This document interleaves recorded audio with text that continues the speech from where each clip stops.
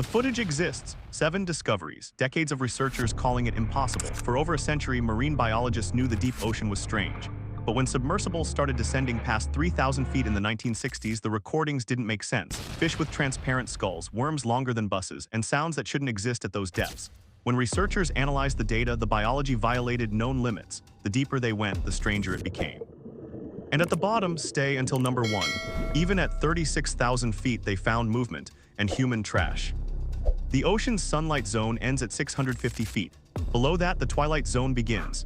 At 3,300 feet, darkness becomes absolute. No photosynthesis, no plant life, just predators, scavengers, and organisms that survive on falling debris. At 13,000 feet, you enter the abyssal zone. Pressure reaches 5,800 pounds per square inch. Temperatures hover near freezing. The water column above weighs more than a freight train on every square inch of surface. And at 20,000 feet, you reach the Hadal zone, the deepest trenches on Earth, named after Hades, the Greek underworld. Only a few dozen humans have ever descended to Challenger Deep at 36,000 feet, and every expedition has revealed something that shouldn't exist. Tonight, 7 deep-sea discoveries that become more disturbing the deeper you go. Verified footage and data from peer-reviewed research. And starting with a predator that hunts in complete darkness. Number 7. The Barreleye fish, Macropina microstoma, has a transparent skull. Not translucent, transparent. You can see directly into its head. Inside the fluid-filled dome are 2 tubular green eyes that point upward, scanning for prey silhouettes against the faint light from above. For over 70 years, scientists knew the Barreleye existed from dead specimens pulled up in nets, but the transparent dome collapsed during ascent. No one understood its function. Then in 2004, researchers at the Monterey Bay Aquarium Research Institute used remotely operated vehicles to film a living Barreleye at 2,000 feet. The footage revealed something shocking. The eyes rotate. When the fish spots prey above, the eyes point upward. When it moves to attack, the eyes rotate forward to track the target. The transparent dome protects the delicate eyes from the stinging cells of jellyfish, the Barreleye's primary prey. It lives like it's staring through a window into the afterlife above it. But here's what disturbs researchers. The fish has no peripheral vision.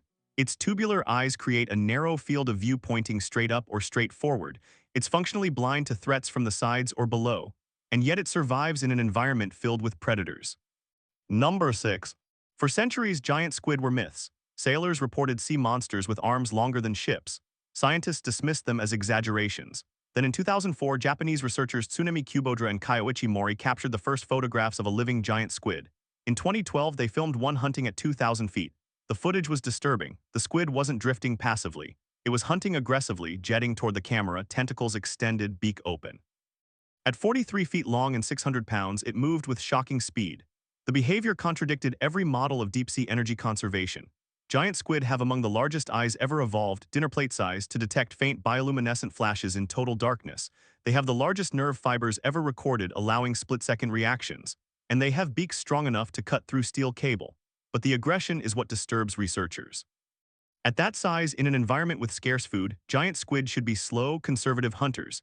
Instead, they attack anything that moves. Sperm whales that hunt giant squid often surface with sucker-shaped scars covering their bodies. Some scars are over 4 inches in diameter, suggesting squid even larger than the ones filmed. Number 5. The colossal squid Messinichotuthis hamiltoni is heavier than the giant squid. It reaches 46 feet long and weighs up to 1,650 pounds. And unlike the giant squid's smooth suckers, the colossal squid has hooks, sharp, rotating hooks embedded in its tentacle clubs. In 2007, New Zealand fishermen hauled up an adult colossal squid from 5,900 feet. It took 2 hours to bring it aboard. When researchers examined the specimen, they found something deeply disturbing. The hooks rotate 360 degrees on a ball joint mechanism. They're not just barbs, they're active grappling weapons. When prey tries to escape, the hooks swivel to maintain grip. The squid can adjust hook angle independently on each tentacle, and the hooks are sharp enough to pierce bone. Sperm whales, the only predator large enough to hunt colossal squid, often have circular scars around their mouths from hook wounds. But what disturbs researchers most is the ecosystem implication. For a predator this large and well-armed to evolve, there must be abundant prey at extreme depths. Footage is extremely rare, and 2025 gave us one of the clearest confirmed sightings yet. The rest remain hidden. Number 4. When a whale dies and sinks to the deep-sea floor, it becomes a whale fall, a temporary oasis of food in the desert of the abyss.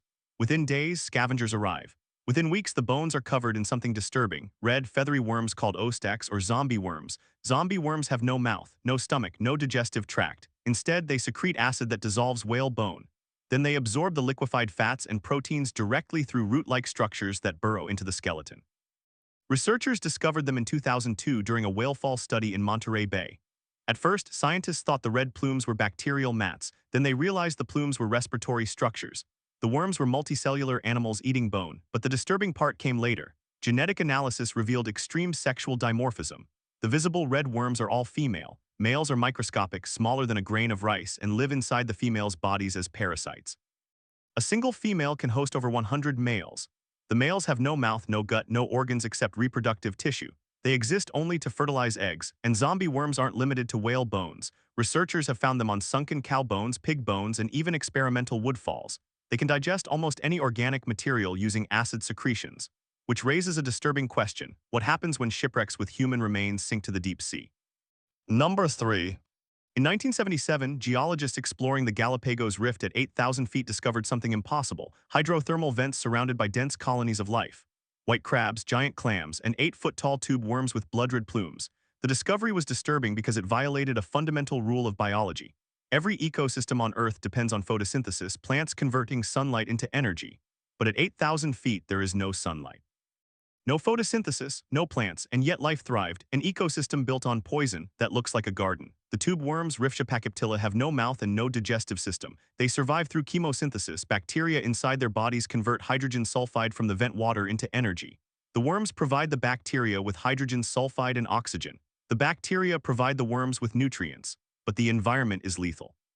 Vent water reaches 700 degrees Fahrenheit, hot enough to melt lead.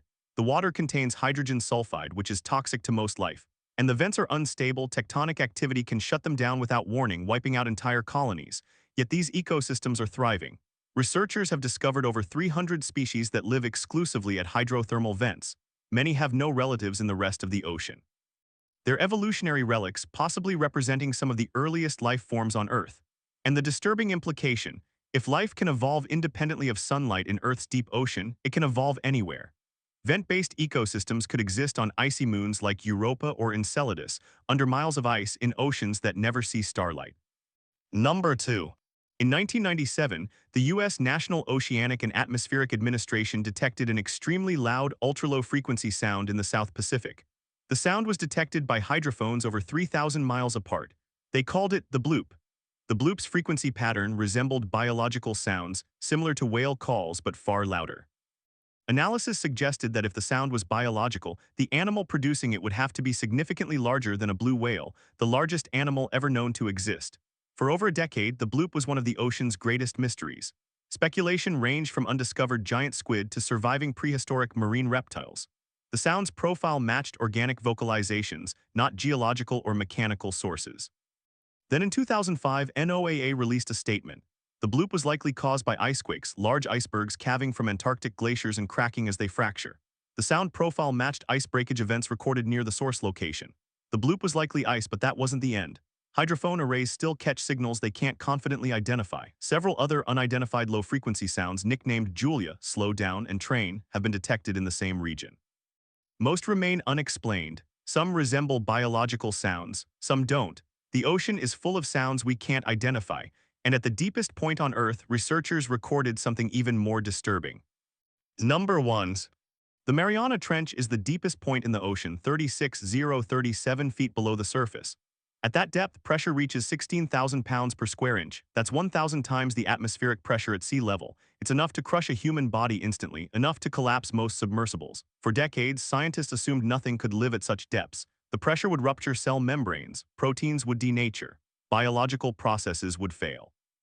Then in 2012, filmmaker James Cameron descended to the Challenger Deep in a specially designed submersible. He filmed the seafloor, and there was life.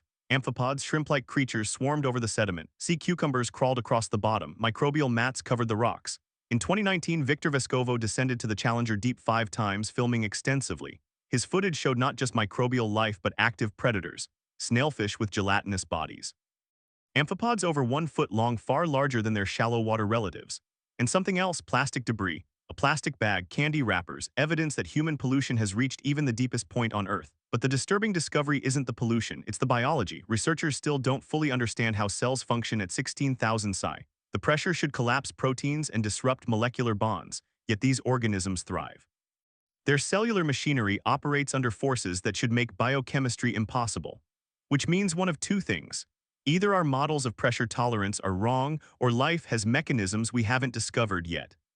7 discoveries, 7 violations of what we thought was possible. Everyone documented through footage, specimens, or acoustic data. Everyone revealing that the deep ocean is stranger than we imagined.